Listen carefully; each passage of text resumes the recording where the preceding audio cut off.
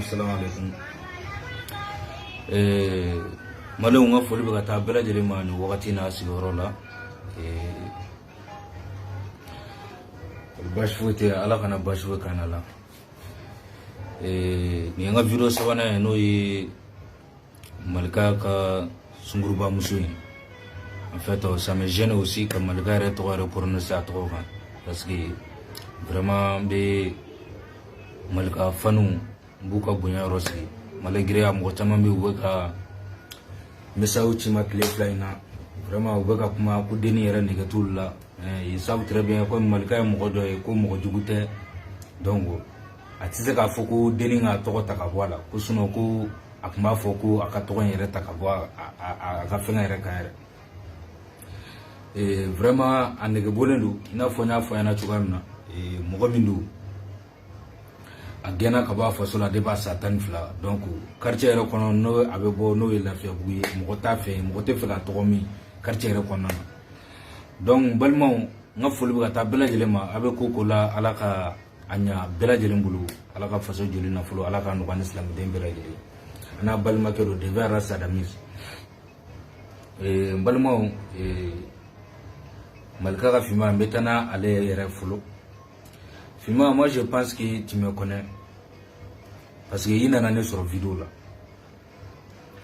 et depuis 2018 donc ni nana qui est il nana ni mo mi ressources en fait yani ka do yere o kera jene fitini il nana ni jene to de ko e jene fitini on ni mo commencer à apprécier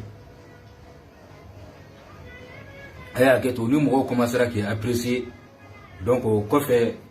bebela jele maklamo ko la wana chugamna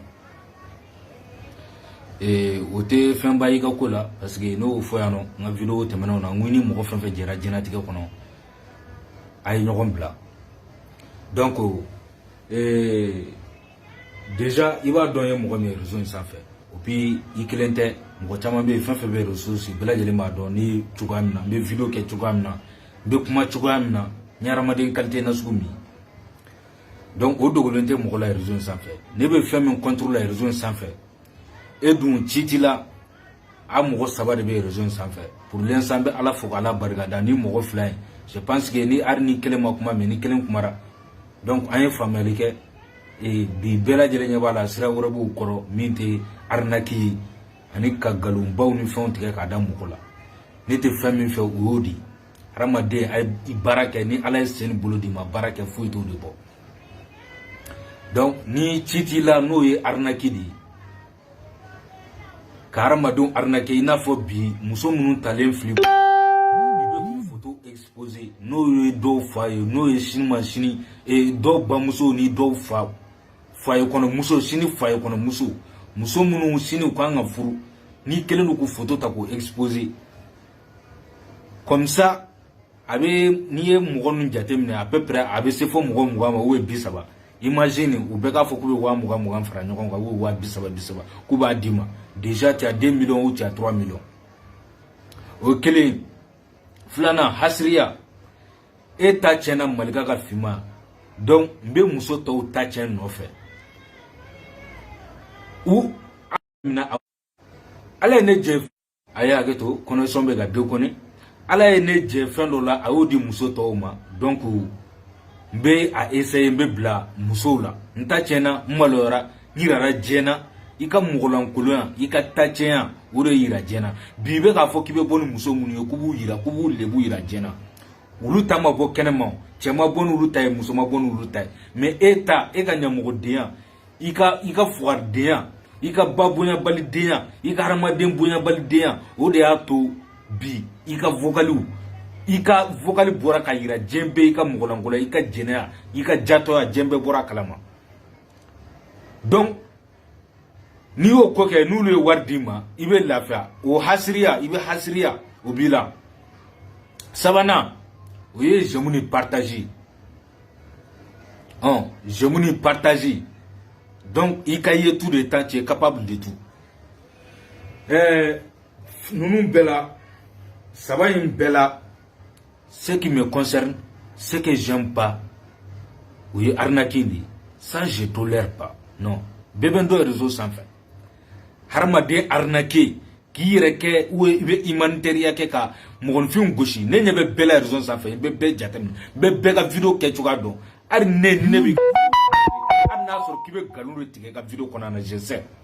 ne bɛ bɛɛ dɔn n bɛ bɛɛ kuma cogo dɔn ne y'o de fɔ n ko ala ye fɛn min nɔgɔya ne ma o ye ka fɛn analyser ka hadamaden yɛrɛ ni ne ye a banna quoi t'a dɔn n bɛna fɔ a ɲɛna cogoya min na n bɛna expliquer a ɲɛna cogoya min ala y'o nɔgɔya ye o don ala y'o di ne ma donc ça va pas passer ici il n'a fɔ petini min tun bɛ arasa nɔfɛ ko waramasa o ye jɔn de a bɔra humanitaire la yan nɔ ne y'o de fɔ n ko fantan ka humanitaire n ko n ma jɛn n'a ye bi n ma jɛn n'a ye sini ne y'o kuma fɔ a mɛnna yan nɔ e fantan bɛ humanitaire kɛ n'i ye fantan ta kɛmɛ bi hadamadenw sini a hadamadenw tun bɛ sɔrɔ kunun dɛ a hadamadenw tun bɛ kunun maa ladiralen ka dɔgɔn mais bi e fɛnɛya kimini kɔrɔ i bolo ka kɛnɛ sen ka kɛnɛ e de bɛ yala yala la mɔgɔ da la ka taa humanitaire bi petini bɛ min a bɛ ka humanitaire kɛ wa han a ye wari sɔrɔ ka bitigi dayɛlɛ a tɛ nin y'a ka baara la a bɛ ka humanitaire kɛ bi a t'a fɔ ko fa tɛ musokɔrɔbaw la yɛrɛ ne ɲɛ bɛ bɛɛ la réseau sanfɛla la ni n ta ma s'i ma de a ma s'i ma ni n wulila kɔni ko n bɛ fɛn min kɛlɛ n b'o kɛlɛ fɔ n da fo a kun donc mɔgɔ fila ninnu ka kɛlɛ yan nɔ bɛɛ b'o kalama yan nɔ wa ni nɔrɔla fana t'i bila fana donc Fima a bɔra yan nɔ Fima ye vidéo kɛ a bɛɛ lajɛlen ye vidéo ye vidéo in na ni a bɛ k'a fɔ ko parce que n ka commentaire kɔrɔ la n y'a jateminɛ n ka commentaire de kɔrɔ kosɛbɛ n'i ye vidéo bila mɔgɔw bɛna ka na fɔ commentaire la ko a bɛ ka lesbianisme de kɛlɛ kɛ wallahi n bɛ n kale ala la n bɛ n kale Mahamadu la n bɛ n kale Sankolon dugumakolo la bilahi ta ala a tɛ lesbianisme kɛlɛ la depuis ala y'a da a tɛ lesbianisme kɛlɛ la parce que ne ye vidéo k'a kan a ɲɛ bɛ ne ka vidéo la a bɛna fɔ sisan k'ale bɛna lesbianisme kɛlɛ kɛ a tɛ ka lesbianisme kɛlɛ kɛ n b'a hakili lajigin dɔrɔn ale de ni Jimbo tun tɛ teri ye yan nɔ Malika ka Fima ni Jimbo de tun tɛ teri ye yan nɔ Fima ni Jimbo Jimbo o ye za ye o ye PD ye i n'o tun bɛ ɲɔgɔn fɛ yan nɔ su fara tile kan a bɛ si ɲɔgɔn fɛ a bɛ tile ɲɔgɔn fɛ ne ko mun de bɛ PDya ni donc lesbianisme fana ka jugu ni PDya fana ye wa a bɛɛ haramuyalen don ala t'a si de fɛ donc i ma mun de la i ma Jimbo kɛlɛ wagati mun de la i tɛ ka PDya kɛlɛ kɛ maintenant i bɛ k'a fɔ k'i bɛ ka lesbianisme kɛlɛ kɛ parce que ne kɛlen don ka vidéo ni fɛnw k'i kan i ɲɛ b'a la mɔgɔw bɛ k'a fɔ k'i jo t'a la musow bɛ k'a faamu donc sisan nɔ i b'i yɛrɛ kɛ i b'a fɔ k'e bɛ ka lesbianisme kɛlɛ kɛ a tɛ ka lesbianisme kɛlɛ kɛ dɛ n'a y'o yɛlɛma k'o don a ka ko la fa tɛ ne la ne bɛ taa baga ma n k'a bɛ ka lesbianisme kɛlɛ kɛ non jamais au contraire a k'olu photo bila hali n'a y'olu dulon sankolo la moi je le soutiens n b'o kɛlɛ de ma fɛ mais k'a fɔ an ɲɛna a t'o kɛlɛ la cɛ kɛlɛ min tun b'o kɛlɛ la yan nɔ o ye Suko de Suko y'a si kɛ lesbianisme kɛlɛ la yan nɔ i ma fara Suko kan Suko dɛmɛ bi de i bɛna fɔ k'e bɛna lesbianisme kɛlɛ parce que i dɛsɛtɔla don parce que i t'a dɔn i b'a kɛ cogoya min na parce que ne bɛna i ye den qualité nasugu min ye n bɛ nin bɔ k'i yira maliyɛnw na u bɛna dɔn i ye mɔgɔ min ye o tɛmɛnen kɔ a ye kuma dɔ fana fɔ ko muso dɔ bɛ yen k'a to a ka video kɔnɔna na ko muso dɔ bɛ yen ko o filɛ k'a cɛ photo ta sisan nɔ ko k'a ci ale ma n balimaw n'o de fɔ walayi nkalon tɛ dɛ a ye mɔgɔ a ye video mani wɛrɛ ɲininka non réseau sanfɛla non walahi nkalon n'a donna ni fɛn cɛ ala kana foyi ɲɛ diɲɛlatigɛ kɔnɔ depuis ala ye n dan b'a nata mɔgɔ la n tɛ waritigi dɔn n tɛ foyi dɔn nka jɛnɛ c'est pas la peine quoi bamananw ko dunun t'a yɛrɛ fɔ quoi maa wɛrɛ de b'a fɔ a y'a kɛ ala ni kira kama video mani tɔw bɛ n dɔn walayi Fima Galon, ça va pas marcher. C'est nous le fond. On ne peut pas vidéo qui est tout non. Il suffit pas seulement qu'il blâme les gars quand sinon il y a Galon, ça va pas marcher ici, wallah. A koko muso do flesses alors comme muso do a cheka fanga wole ko go chadema. Ne de a fa na bi malon Galon do bi Galon do sini. Muso chima a che photo ta ka che Fima. Na yo kuma fo aw na fo ko way ko c'est vrai ka be ka foyer de sauver a te ka foyer sauver de billahi soma taala ben kale ala la te ka foyer sauver déjà ko de be ka tia bolo donc avec ka essayer ka be nu kuma nu fo ni mo ya fo ka be ka foyer sauver a te ka foyer sauver de malon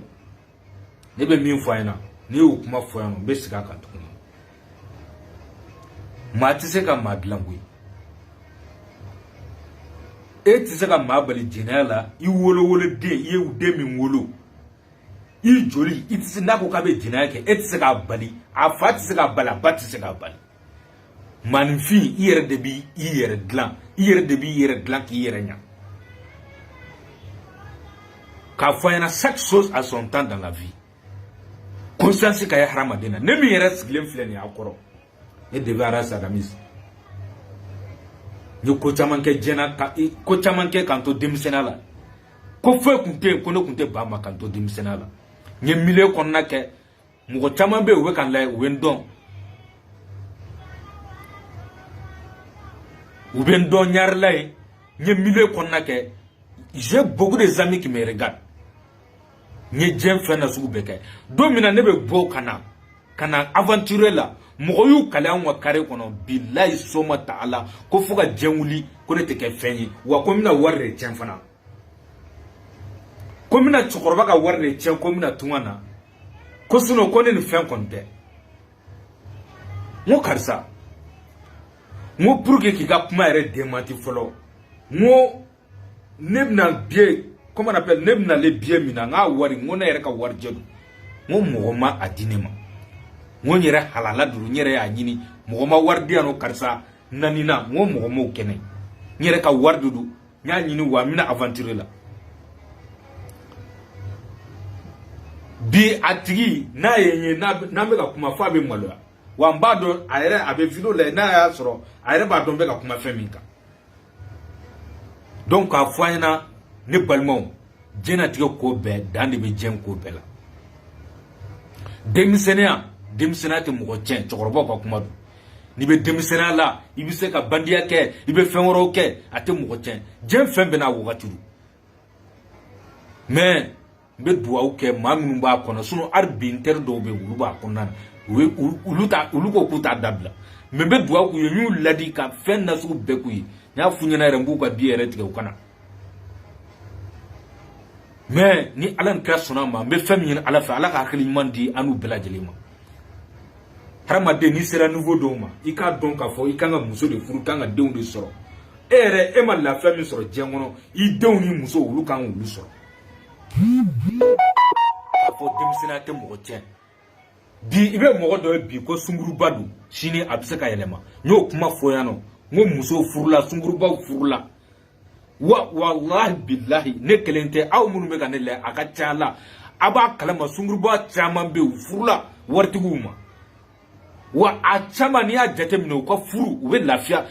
dan wallahi iba fuko de ala ndaka masunguru ba yake mi me falaje nyo ka fayana wa adok me nyarle mfana chebbe me gira no fe bek ma fama ko sunguru ba do e yoron kele kana takatana fo kofe fo aziz jamane sanfalala a furula katakay mais imagine ni ko n'a sɔrɔ ko o photo talen don k'o yira jɛna ko o sabute k'o kɛ cogoya nasugu dɔ la est-ce que cɛ mina a ta wa balimaw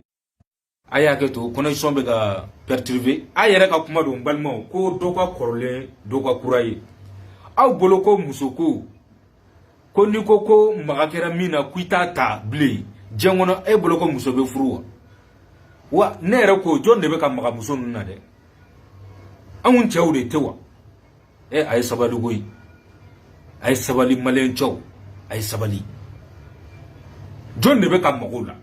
aw de tɛ cɛw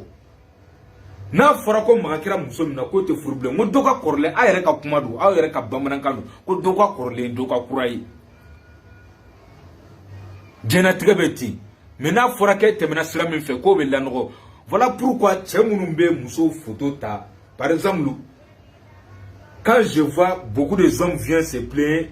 cɛw de bɛ sinon balakaw ne tɛ jigin aw la aw ye faamuyali kɛ a ye faamuyali kɛ n ka vidéo bɛɛ n y'a ye k'a fɔ a ye faamuyali kɛ ko ninnu na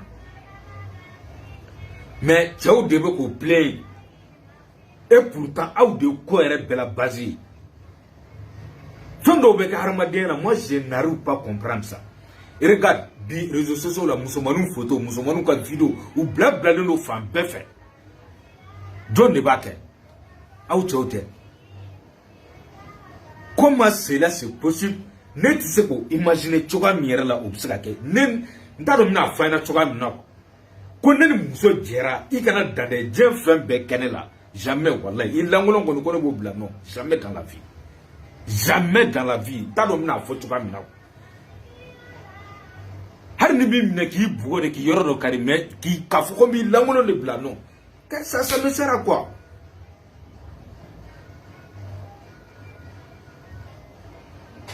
a minɛ k'a bugɔ o ye fɛn dɔ ye mais k'a fɔ ko i b'a lankolon bila e y'a ka diɲɛlatigɛ de tiɲɛ c'est pas que aujourd'hui c'est le hadamaden i dusu bɛ bɔ sisan nɔ i dusu bɛ tila ka da tuguni ça va avec a yɛrɛ de non n bɛ taa fiɲɛ k'a la quoi a sɔrɔ a tɛ n tɛ n'a sɔrɔ ye n ka moto fiɲɛ bɔ ko ayiwa ne b'a fiɲɛ bɔ wala o fana bɛ kɛ tuguni wa o bɛ kɛ tuguni i b'o fɔ kɛ i b'a fɔ mɔgɔ min t'i dɔn kɛ ala ka masa a y'a kɛ to ne balimaw donc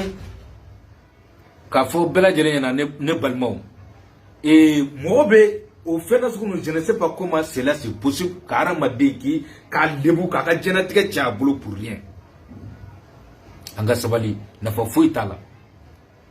cɛw a ye sabali n y'o de fɔ n ko i bɛ cɛ de bɔlen comment on appelle yanni n ka se o yɔrɔ ma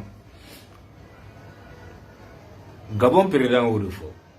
mɔgɔ caman b'a kalama Gabonenw caman tulo bɛ na Gabon président o de fɔ a ko ni maliyɛn n'a fɔra ko maliyɛn minɛna sɔnni na ko wuli ka bɔ a kɛrɛfɛ k'a tigilamɔgɔ ye nkalon de tigɛ ko bilahi ko maliyɛn tɛ zon ye ko mais ko n'a fɔra ko maliyɛn minɛna muso i ka muso la i ka muso kan ko kelen ni ko nkalon tɛ dɛ munna cɛ ye kuma fɔ parce que n t'a dɔn ko jogaramɛ dɔ de bɔra a yɛrɛ sunguru n t'a dɔn président den don ou président yɛrɛ de kun don wa a yɛrɛ sunguru Gabon kɔnɔna na yɛrɛ a bɛ sunguru min nɔfɛ dɛ ko jogaramɛ petini dɔ de fana kun bɛ bɔ ni o fana ye donc k'a yɛrɛ ozu bila maliyɛn k'a ko cɛ yɛrɛ la ko o bi a ye muso minɛ cɛ la k'a ko cɛ yɛrɛ la non ko les Maliens vraiment avec des femmes non ça il blague pas donc vraiment an ka sabali an ka hypocrisie dabila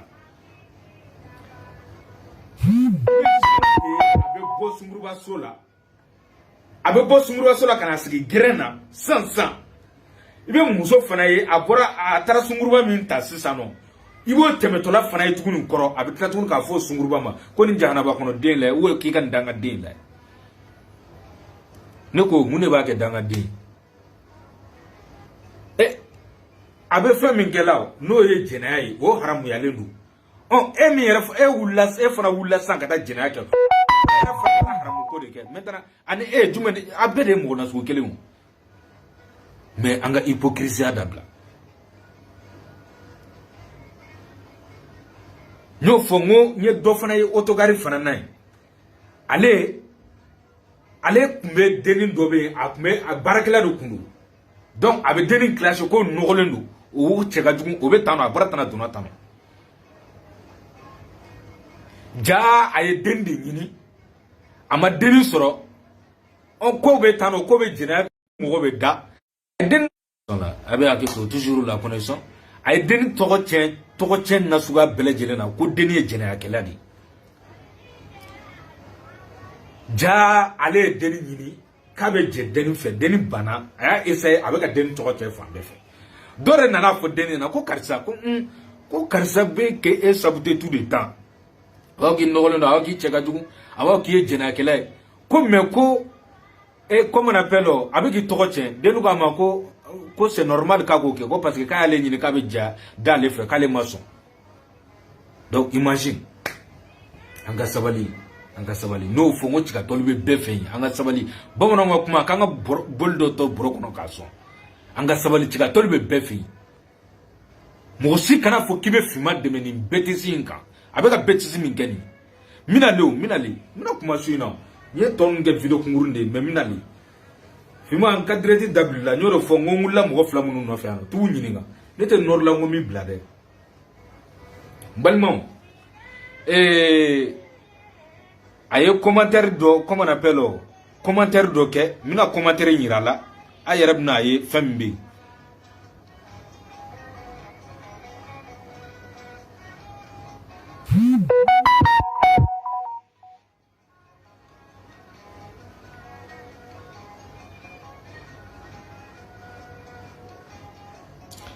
n t'a dɔn commentaire min bɛna ye cogoya min na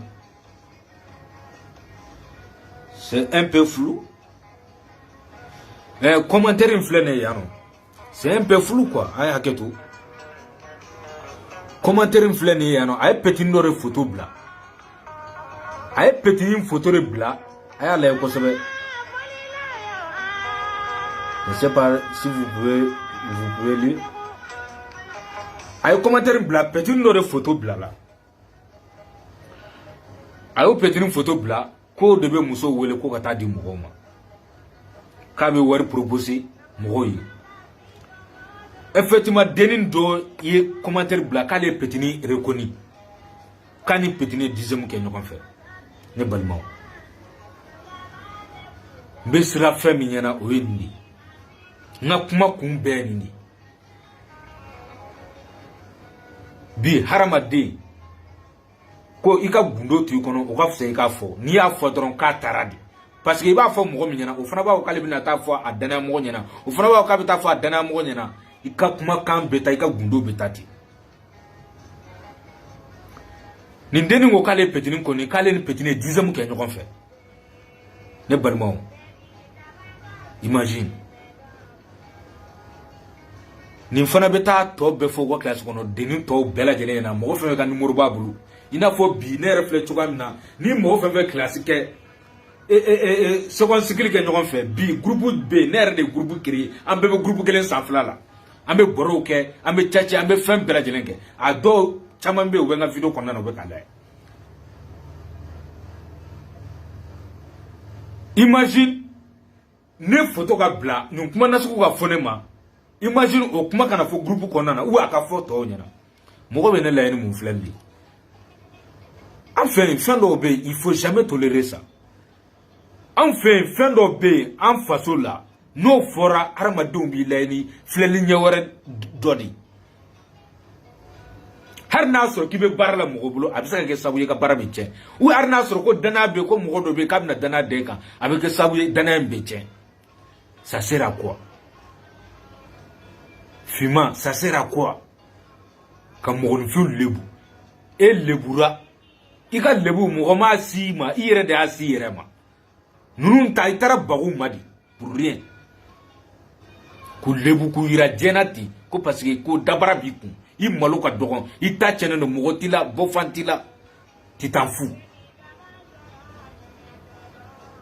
mais a mana bila ko min d'a ma finman a tɛ dogo i la walayi a tɛ dogo i la malika ka finman Dikel Ba n'an bɔra yen fɛngɛ in na comment on appelle o commentaire in kɔfɛ dɔ y'a sɛbɛn a ka o fɛngɛ kelen dugumala la dɔ y'a sɛbɛn anya wala petin do ya sebe ko malika ka fima yere ke yere sunguru bay ke fana ba afo mo yoro ma ku lu sunguru bay ay ko kabako du ay ale commentaire fleur dugumala la petini ka fenga dugumala la ale de ka commentaire fleur petini ka fenga dugumala la jen kuma te jen nte na ma da petini ka jen nte na ma da petini ka a fane na abani wo ne balmo ay sabalisa wa ay taga aga commentaire korla la mo fe ya opposa la ay donc posez-vous seulement la question n'a soroko abe digi ou n'a te digi kabe tra kabe a soutenir akan bêtise na ay sabalisa ne balmo donc mo ba fa alema ere sungurba e ba fo mo yoro ma kulu sungurba ko muna abulu banene abulu fanene ou aba fo ko abeta danu lu baye ou lu fa ah donc ça fait mal Malika Kafima. Je savais pas que ça fait mal jusqu'à ce point. Ah, et pourtant on met photo publiée Amerika vocalisé à ma fouille. Il y a fana bani. Maintenant il va faire mon remenuma, c'est tout lui. Wa arni sebu ye fana. C'est pas la peine parce que bon on va kumaro ko dununta yere fo ma were ba fo. Ni galon tigera ka daila galon mini chambole no ni go kibe bo kibe yere la jawla avec efemore. Comme mo ka vie détruit pour rien.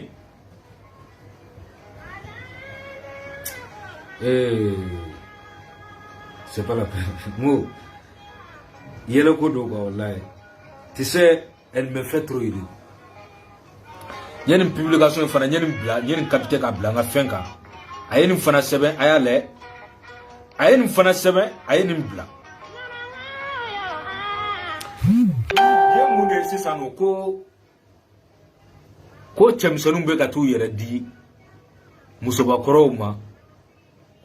Par exemple il a fo o kuma nu be debi demisala la amba fo ar gere demisonu ba kuma fo ko chemsonu munu be tu yere di ba flama il a fo abela jele mai petru munu be frafi petru munu be SRL la blanc fi ou be tu yere di blanc musokorban mo be furuke par rapport à quoi wari dron wari no fe weta furu yere ba flama bon aflo ko recebe c'est non ko chemsonu munu bo ko ke kaleb na lu ulu kama bon regarde c'est ache mo ay sabalisa mo mata nyona ye quoi hein nurumbe dani musokoroba wi edun ete dani blanc chokoroba wi français mo mi ta nyona di quoi eche nurumbe dani uka video umana dana ye abulu de ne ala che ulu kele ne be dakaburu kono inu te dakaburu kono ateta akra tsrati nyogon la foi la jenatigala itu balu ti balu ube dani musokoroba ay musokoroba so ka beta dana ha eka munde bala eka mumbala ni bise ko la itata tega ci makoro nyega ka be ka dani a baflan. C'est incroyable quoi. Erebe dan musokoroba e ko mo kana danai. Ebe dan chokoroba e ko mo demsenu fana kana ko chemsenu kana dan musokoroba. Abinye de quoi je me mêle hein? Ne balmo femere ka geleni nimbe ma permission ni balmo muso fe ka vocaliser. Mais ni ala sona ma vidéo wera la ni ya mba nyina fe na sona ka vocaliser mba ka vocaliser parce que nous fongo moi je suis vraiment je suis pas n'était mo fena sku do be moi je suis pas dedans jenatika la debe sera fami ni jem fambe warama de ngashi trop mo mun be do ni be sera donc mais yene deni photo yene deni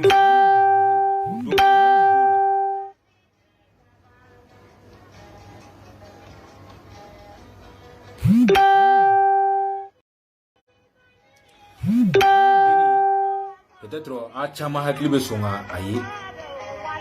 aye ni deni photo publié deni effectivement hakili b'a la.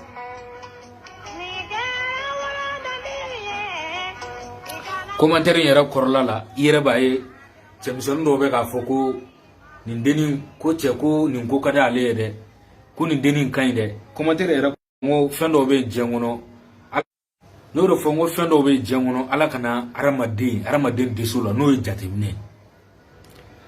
Depuis ne yɛrɛ bɛ n tɛmɛtɔla de kun don n ye direct in ye, mais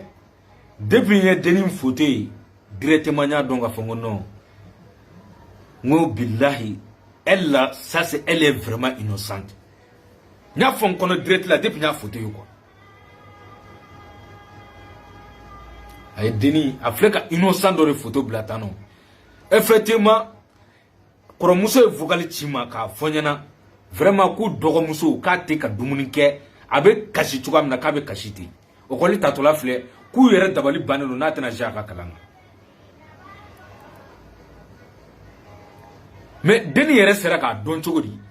Dennin bɛ TikTok de sanfɛla la, a ye video kɛ TikTok kan ko petini dɔ de taara ka taa fɛngɛ sɛbɛn a ka comment on appelle commentaire sɛbɛn a ka video duguma k'a sunguruba den. Ko dennin k'a ma ko munna k'a b'a fɔ a ma k'a sunguruba den? Ko yala a jelila ka da ale fɛ wa ou ko a bɛ mɔgɔ dɔ k'ale ni min dara ko n'a b'a fɔ ale ma k'a sunguruba den? Ko petini ko dennin ma ko finman de bɛ k'a ka photo bila réseaux sociaux sanfɛla la, ko a bɛ sunguruba milieu dɔ kɔnɔna na. Den talen so, den taara fɔ a kɔrɔmuso ɲɛna. Fa nalen su fɛ u y'a fɔ a fa ɲɛna ko fa ye militaire de, u fa ye militaire de. U fa ye militaire ye, den fa nalen su fɛ u y'a fɔ fa ɲɛna u kɔrɔkɛ fana ye polisi. U kɛlen k'a fɔ fa ɲɛna sisan nɔ, fa ko ma ko baasi t'a la, ko ale bɛ fɛn min ɲini na fɔlɔ a denmuso fɛ, ko n'a sɔrɔ ko denmuso ka numéro ye ko denmuso ko depuis ale y'a da ko billahi k'a tɛ groupe yɛrɛ kɔnɔ yɛrɛ. Dennin ye mannequinat de ka d'a ye, a bɛ mannequinat sira de kan. Mannequinat de ka d'a ye, kɔrɔmuso y'a photo n'a fɛnw bɛɛ ci ma. Dennin y'a fɔ ɲɛna ko dennin ko wallahi ko soma t'a la k'ale t'a dɔn ko photo sɔrɔla cogoya min na. Kɔrɔmuso yɛrɛ y'o de fɔ ko vraiment k'ale yɛrɛ fana t'a dɔn k'u y'a ka numéro sɔrɔ cogoya min na. Ne ko ma n ko c'est très simple. N ko an ye hakili lajigi. I b'a dɔn diɲɛlatigɛ yɛrɛ bɛ ten, hadamaden diɲɛ hakili lajigi de. N ko effectivement n ko ne ba n ye ne hakili lajigi ko dɔ la. Ne tun bɛ groupe dɔ kɔnɔ, finman filɛ nin groupe min filɛ nin bi n'a bɛ k'a fɔ k'a b'a kɛlɛ kɛ. Si Adami Soko, je ne sais pas si Adami Soko est en direct ici là, il est au courant. Ne delila ka yɛlɛ a groupe nasuguya dɔ kan. N ye yɛrɛ retiré ka bɔ a kan. Mali groupe i yɛrɛ b'a ye u bɛ ninnu manamanakan ninnu de bɛ fɔ a kan. Manamanakan, jɛnɛya kɛcogoyaw ni fɛngɛ ninnu, manamanakan ninnu. Mais c'est leur plein droit. N'u b'u ka manamana kuma fɔ, n'u b'u ka tulonkɛ ni fɛnw kɛ, c'est leur droit. U ye yɛlɛ a kan, n ye yɛrɛ retiré ka bɔ a kan, u tilala ka ajouter a kan, n yɛlɛla a kan, n ye ci d'u ma, n ko hey, n ko a kana yɛlɛ groupe kan bilen. N'a b'a ka manamanakan fɔ, a ye continuer k'a ka manamanakan fɔ, a kana yɛlɛ a ka groupe kan bilen. Olu ye maliyɛnw ye, u ye retiré ka bɔ groupe kan. Et pourtant, ce qui m'étonne n t'a dɔn o ye n ka numéro bɔ diɲɛ yɔrɔ o yɔrɔ k'a yɛlɛ groupe in sanfɛ. O dabaliban de ye minɛ. O tɛmɛnen kɔ, o si t'a la pour le moment yɛrɛ. Moi ko in yɛrɛ jate yɛrɛ. Maintenant Afrique fana ta, o fana bɛ yen. N b'o groupe in kan fo bi, ne ma bɔ o groupe in kan. Afrique bɛɛ ta, o bɛɛ bɛ yen. Tɛ Sénégal o, Burkina o, a bɛɛ, Benin Noir o, u bɛɛ de b'a la Congo yan nɔ, u bɛɛ. N yɛrɛ n'o groupe kan, n ye retiré ka bɔ a kan. U tilala ka n yɛlɛ a kan, n ye retiré ka bɔ a kan fo sen 3. N ye ci d'u ma ka ci d'u ma fo ka sɛgɛn. Ni n bɔra a kan cogo cogo, comme olu t'an ka mɔgɔ ye, sinon maliyɛnw n ye ci d'olu ma, olu ma. Mais ninnu n ye ci d'u ma ka dɛsɛ u bɛ layɛlɛ a kan. Ni n bɔra a kan cogo cogo u bɛ layɛlɛ. Ne yɛrɛ nana sigi ka miiri kosɛbɛ, n ko n ko tiɲɛ yɛrɛ la, n ko pourquoi n k'u bɛ ka nin ko in kɛ. Tagalen ɲɛfɛ n nana jateminɛ. Numéro damadamanin bɛ ko in na, mɔgɔw bɛ yen olu bɛ kuma. N balimaw, n y'o de fɔ n ko n bɛ Ala fo k'Ala barikada. Ne balimaw, wallahi ne bɛ Ala fo k'Ala barikada. Diɲɛ fɛn bɛɛ wagati de ye diɲɛ ko bɛɛ. Wallahi denmisɛnniya tɛ hadamaden tiɲɛ. Ne ye fɛn caman kɛ dɛ, wallahi billahi. Nin ko ninnu ka mɔgɔw ka profil ta ka comment on appelle ka ka bla ka arnaque nu fɛnw kɛ na ou ka kuma ni cɛw ye k'i yɛrɛ kɛ b'a fɔ ko muso ne nin kɛ ka sɛgɛn na réseau sanfɛla la billahi depuis connexion ko n t'a dɔn b'a fɔ cogoya min na mais ni mɔgɔ caman ye n face u kan kan dɔn Orange connexion gratuit ani Maltel connexion gratuit suguba kɔnɔna na mɔgɔ minnu k'u bɛ mɔgɔ dɔn n'u tɛ fili mɔgɔ ma cɛ min ye san min na Maltel connexion gratuit tun bɛ a tun bɛ ka kɛ mɔgɔw kun suguba kɔnɔna na wari la 2000 ne de sigilen filɛ nin yan Orange connexion gratuit ka sigi mɔgɔ kun ne de sigilen filɛ nin yan donc nin ko miiri ngo tiɲɛ yɛrɛ la ngo c'est bon ngo ne ko in faamu ngo nunu bɛ sɔrɔ arnaqueur de maintenant nana jateminɛ u bɛ kuma u bɛ vidéo kuntanw bila u bɛ manamanakan fɔ maintenant u bɛ tila tuguni i bɛ ɲɛ nana numéro damadamani jateminɛ a kɔnɔ a bɛ taa fɔ numéro damadamani na olu bɛ comment on appelle i b'a ye u bɛ message dɔrɔn de ci olu tɛ vocal ci maintenant muso photo b'o o numéro ninnu kan kelen ka muso photo bla wa wagati o wagati we muso photo bla i bɛ taa sɔrɔ dɔw ka compte yɛrɛ bɛɛ o dɔw ka compte b'u bolo u bɛ photo ta yen dɔrɔn k'o ta yen o bɛ numéro in kan o b'o bila kɛlɛ kan kuma fɔ n ɲɛna bi miirila nin na n ko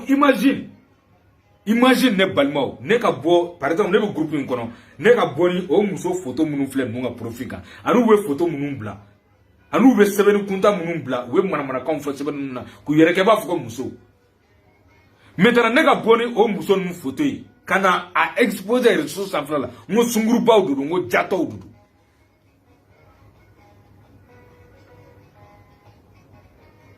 k'a sɔrɔ u t'a kalama k'a sɔrɔ u t'a dɔn yɛrɛ ko nin groupe yɛrɛ bɛ ka exister la diɲɛ yɛrɛ kɔnɔ n'u tɔgɔ tiɲɛ wa n'u ka diɲɛnatigɛ tiɲɛ wa m'a tiɲɛ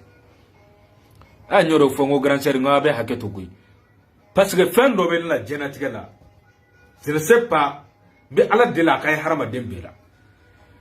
ne filɛ ɲin bɛ hinɛ turu ne bɛ n yɛrɛ bila mɔgɔ place de la ni hadamaden n'i ka diɲɛnatigɛ kɛra ni ko kɛra mɔgɔninfin na i yɛrɛ bila a tigilamɔgɔ place la dɔrɔn i b'a dɔn k'a fɔ ko nin ko in n'a sɔrɔ a bɛ digi hadamaden na ou n'a tɛ digi i yɛrɛ bila a tigilamɔgɔ place la dɔrɔn n y'o de fɔ a ɲɛna n ko ne ba vraiment n k'a bɛ hakɛ to vraiment ça fait mal n ko bon imagine n ko n'a sɔrɔ n ko cɛ tun bɛ ka bɔ aw dɔgɔmuso nɔfɛ nin tile fila in na nin ka nin ko kuntan ye k'a sabu kɛ malika ka finma réseau sanfɛla la est ce que n ko cɛ bɛna nin o cɛ bɛ bɔ nin nɔfɛ bilen wa mais n y'o de fɔ finma mɛnni ka ko la ani tora la u bɛ ɲɔgɔn da fɛ walayi ko ni danga wulila sɛ kɔ k'a bɛ don murujago la u fa wulila n'a ɲɛfɔ comment on appelle kɔrɔmuso ɲɛna kɔrɔmuso comment on appelle u y'a ɲɛfɔ u fa ɲɛna k'u taara gendarmerie K1 na k'u taara fɛngɛ tigi kama ye convocation tigi kama ye k'u talen k'u kɛlen k'i tɔgɔ fɔ ko K1 na ye ko K1 mɔgɔ ko presque ko bɛɛ de bɛna plainte tigi kama ye wa K1 mɔgɔ dɔw fɔ ko presque ko bɛɛ de bɛna plainte tigi kama ye k'i tɔgɔ bɛ yan nɔ déjà donc continue kana dabila grand sœur kelen ko de fɔ ne ɲɛna ne ko a ma grand k'ale fa y'a tigɛ K1 na ko wa k'a taara Ture fana fɛ ko ka taa ɲɛfɔ Ture ɲɛna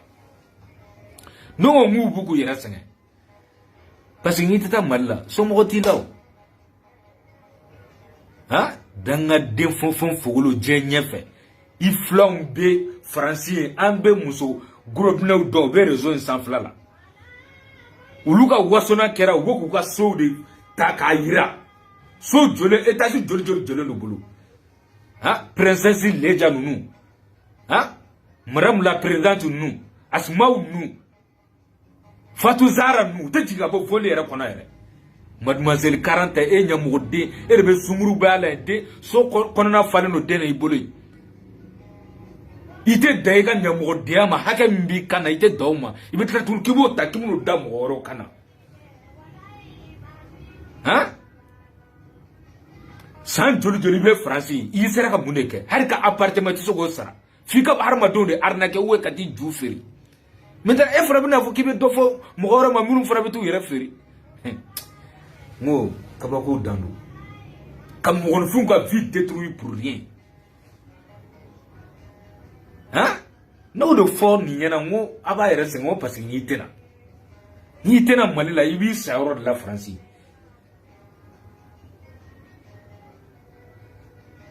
awre fo ka fa ko aba nyenyini tuga na tuga bela jena ki bi se ka minen tuga mina ka ba nyenyini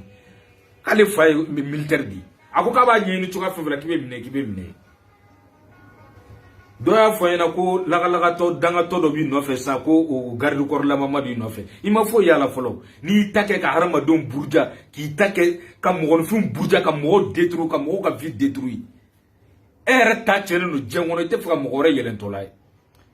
ne ka vie ne te yele comme e kera saraga de e kera bofu sa fui e kera sengomban tonto e te yele fo ka jenguli e ta chena donc tu penses que comme mo munu be ka sunguru ba ke ko nya ko tu ye dondola hein ibe ka muso fen fen yira o be kay lié ou bini jen fen be che mwa yire la ko chete kla ku fu hein e ma dele ka e folo che ka ne o ye nyere nyena ntado mina fa yana chwa mina ko muso konoma a muso aye muso furu muso konoma kundu wuna do doguna ay dona ka foko muso konoma do bela ko ka be muso fe eta la muwere ha est-ce que on est obligé ka fo chena a to ya konoma do ne sunguruba de wa burata dona tan de quoi je me mêle e ka mumbala arna ker de nous abe raison sans flabla wallahi so bi coutle fen ben toro ni be ko fe we nani barnu gambi nunu be nyogo soro we mamala nu ulu ka numéro pour moi ulu be ka jala wallahi sunu aw fuwa de nasku nu mo re kangi dado aw dala jengono ha ari bizu siraba mi isi go no fe ibe palon la o no fe sufra clé ka demsen to ku me ulu ka du konana ima boka blola e réseaux sociaux sans flala kuma be jengono ma boka fo yana aba kono ko dabara ba o kelen doron de kuma hein pouvoir de saratan de sirantere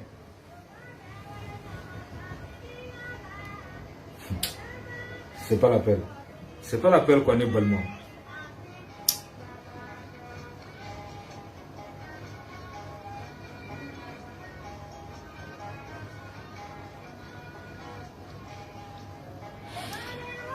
mina tlasa kan ke video e ka bla ate dogo mola bela jere mai mina ke video akwa ni danga de ni fuwa de ngulule akwa ke alan kra kama akwa ni sigilele a worege te flekena maban ha a fuwa de worege te flekena ma ni fana mina fo ko alebna education fo mo yana mo c'est pas la peine quoi. Yele kodu wallahi yele kodu ha ni fana ka foko alebna education fo mo yana c'est incroyable c'est comme si almami ka sigilon to misiri konnana almami ka foko aywa mbal maslamo aye kulsi don kulsi ay kulsi don quoi kuma exemple lo ay kulsi don kulsi de kay haramadena ala o de fo mais almami yere glangolo jolendo almamu ka haketu almami yere glangolo jolendo misri kono ninto de ça et alan kratche ni fana kan afo kalbe education fo mo yana il siglendo ibina video mi yere ke il frege tebe kenemanana e fana bina fo mo yana ko obetano ko sunguru ba we ko indication la personne est mal éduquée de ta vie d'abord imadu yere ka villa yani ki occuper mo gorela e ta chene ndu fo ka jengule te ke fen meleke mi yere be ka be here sebe ma no fe e ka meleke tara mena e bna mu de fo mo gorela jato dengulule anga ka jato ya kuma ulame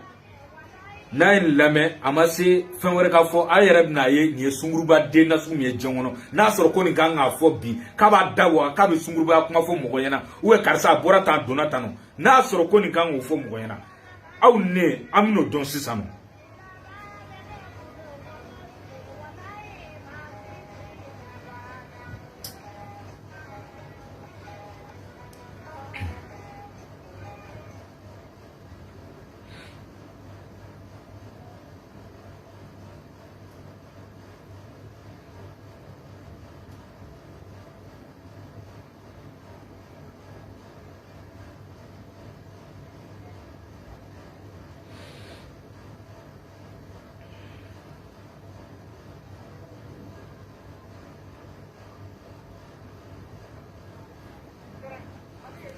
Aya la me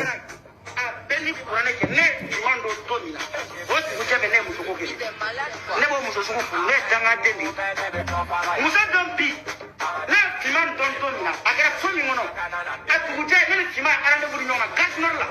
tani nana ne tambo bilila an tima me kapela tani tora kapela ne la ne tima hotel la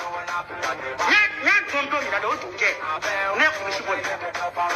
atu ne kunella maga bila ko hotel para kana ko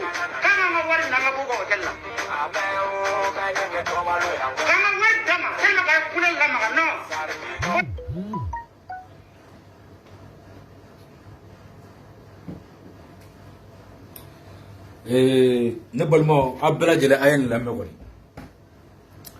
ha eni chere eni che nyogon domina depo don folo parce que Chouko mon frère Chouko mo kabako do sa don me furu mo o de la quoi malien muso no fo mo wallahi ni ntano mba fa na tukam na kwa sitane de muso fulu depuis alay ni nda amake muso ya refe billahi ni nda afere ni madeliga kafe wa fuka jenguli nte kafe muso parce que elle sait très bien fuka jenguli matene yefu no fo mu tacha kwa mu de be elabli ha i bleman be bana fo te la kolo jalan dron de bi fo te ela i blema be bana y'a rien là-bas kolo jalan de bi ayre bado elle sait très bien moten ale furu ale ba sa tuwa la i be sa sunguru bayala donc c'est voilà pourquoi il veut wuli ka bla haramadona ku bu to tien u bu mangwe u bu ka jenatige tien bulu hein ay e kunto wallahi ni Chouko de kunye furu mo ko me jigi Chouko la bar ni Chouko de kunye furu mo ko me jigi Chouko la che hein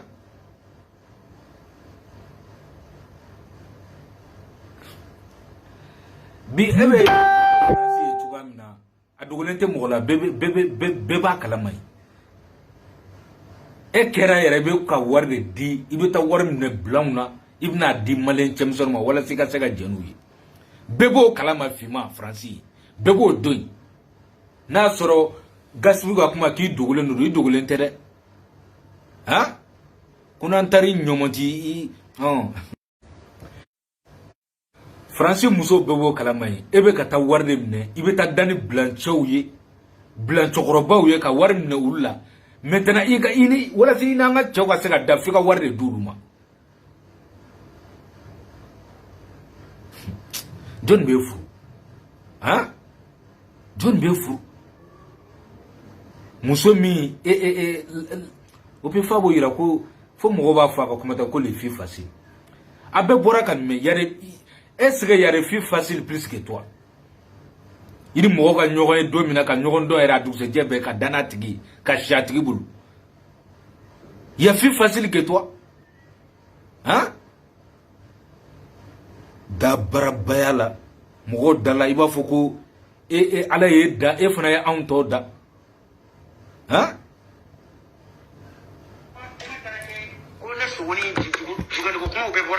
Ay vogali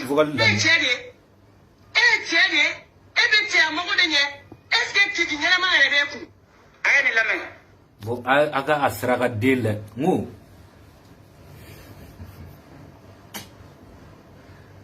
musa ala kan be sawo mo ala kana ramadi ala kan ifli boro ma yo wallahi haramadin da ki ke jengono nan tan kulu ta fantila na fantila haramadin yare bafyere la ha da barabadin la irjusu sanfala le ko fadi bila e bloko e dabra ko I dabra ngona le te bekwa bebe se kuma la koyi bebe se burjalla mais mogo ti ubla I ka nyamogo dia I be nyamogo dia na wolo so dia na mogo tu ubla o de fe koyi sono bebe se ta ngona na mi yere ke iba fo ibi ni bekera ka fokali kofedi mola danga de mogo hakila ko fuka jangula te kuma rezo sanfe mogo yere bolo mogo ta kumulo ible rezo yere sanflala mais danga den tala ka bo o bere kofe ka be tlatun ka be kuma ko sugon be siko kuma o ni sugon be siko kuma we ni sugon ta kuma ay fokali to la me amino don I yere da ko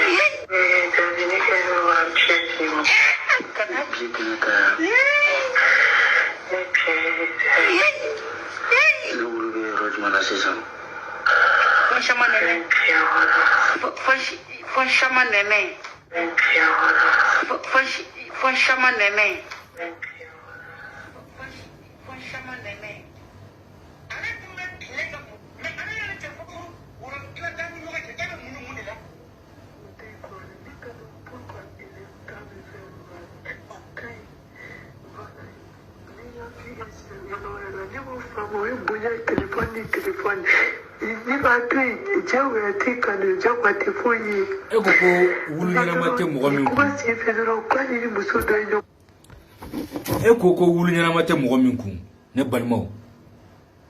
ebe ka kashi ko e kasira o tigi no fo o ye toyi awa kanun farala ebe ka kashi o tigi no fo ha bon balmaw ndeta yoro jango abe haketo ni vogali yere menna parce que moi je suis pas habitué ce genre de choses non wallahi disere quoi même si nyoro fo ale ta wogate ambe jigra sukula ambe jigra la malgré ika yogoro yani ika dabara ba dia ika molobal doya malgré tout ça la be jigna sukula suko tu devais pas faire ça tu devais pas faire ça maintenant nem na exemple fitin détail c'est comme si ne kungata suko ne kata suko wa téléphone ta ou ale ref manga téléphone ta ne ka seka boni u kan vogali ni enregistrer no suko ou enregistrer no arrière kun parce que arrière fana suko enregistrer ayere fana betla ka bono adanga dem fana betla ka bono ko je ko fe mais da ne ka ta kan vocal ta ulu tela ka bona e kana sigere so sanfe ngom malika fi mais amuna fa c'est ta vie amuna fa de cinéma bon c'est le même qu'avec des gens là pourquoi il veut ta kata du ko groupe kono kata ba mo mate ubuga manamana kan fola ubuga jena kan fola e fle ka manamana kan munu fo ani nunu ta il y a quelle différence entre eux a bete manamana kane wa hein dis-moi où est la différence mais nous refont tâche nous me fait ka mogoro tâche mais ay adabe jawlu la katemeka nous ko fembi no fa be kuila nyama haramade nyama de wulle di no fa abe kuila wallahi ko mejanta tere kana dabla de anga taka ibna mule fo awnyana ifle ka deni chani kalanta to la fle deni tana sika kalanke wana nyogona chama yi okonde dama biblique ko bla ko demisen fitinu abebe santan wolo fla santan shigi u bebe lycée la ku photo ta ku publier bi ni ko clé na Facebook sanfla le faux profil be muso de photo talen no ku bla faux profil sanfla la u yere ta kala ma jengo na yere mais dans ne ko ke bo tigira mo ko mi no o faux profil edu hein faux profil ka chani bana si wa ami yere be ne bolo yere réseau sanfla mi se ka ara to fa ina bi ta recharge ke hein ne ka faux profil do be Fatima Pereti bima blaine do fana be nye o faux profil nya glani ivar muso den dori nya glane deni surman doro ne faux profil dana amena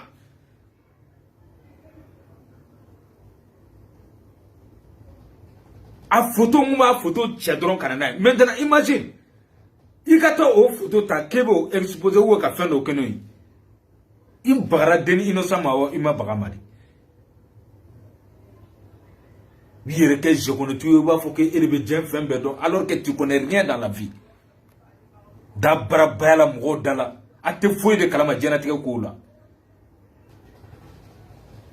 Balma ni do kundu mina video don bla ni rete audio yere fanga da fala yere mina bla abna don yere la mere ou be ngat ni téléphone de konana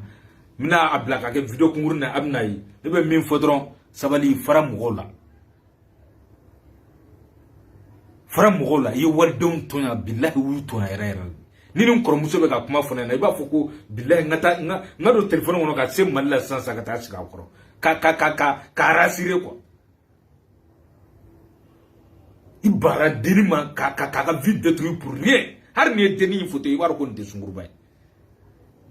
ani kolokolo o dente mulu photo publier dossier tali club du kono ni nous ka groupe chili bi kono touré be dossier ta iga mogo bla kata di touré mai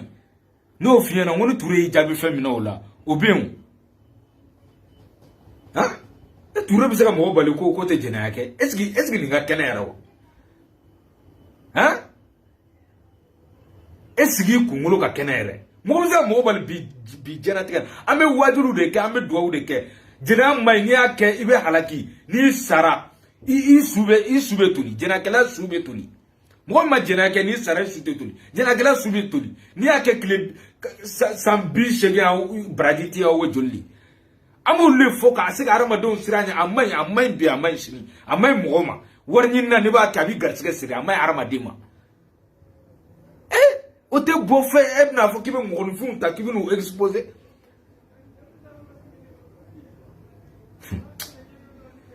Sinon, quand tu fais ta école de tourement, Koubeka Mogobla, Sumrubala, ou Koubeka, Demson ou recruté Kouatoubla. C'est leur choix.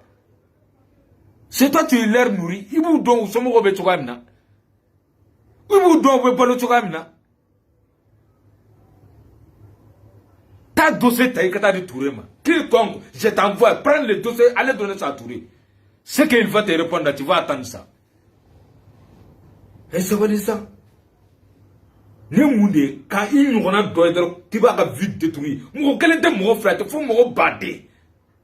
demisen innocent ku taku exposé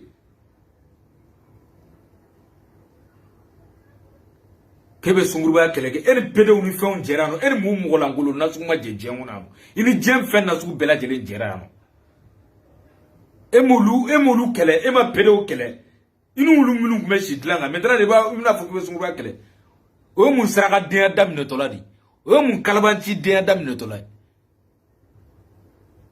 arnaqueur den abaka arnaki na ga marmana ko abe baraken be ko fe wallahi abe baraken be ko fe fuar den ate marché ano kane kon to réseau sa fa te mo si te tolero la billahi ni ya ke ni yen jabi man jabi nan soro iga sira nyefe iti se kan jabi yere fana parce que no refo kuma ay kana damare atabulu nan na tugo atuin yen ga kuma yere adamne fotron ibna laba femina mbadon déjà dans ma tête tene don me mo we ne don naturellement muguni nyom mo flam mu fina wendo tanyin ngalukula sara dengulle mbalma mbabla no mitla ka video kungurne ka bla abela jelemba alame ana worege wokalelu abna ina soro ko ni kanga mo edike woni ni manga mo edike abela jelemna bo aklama assalamu alaikum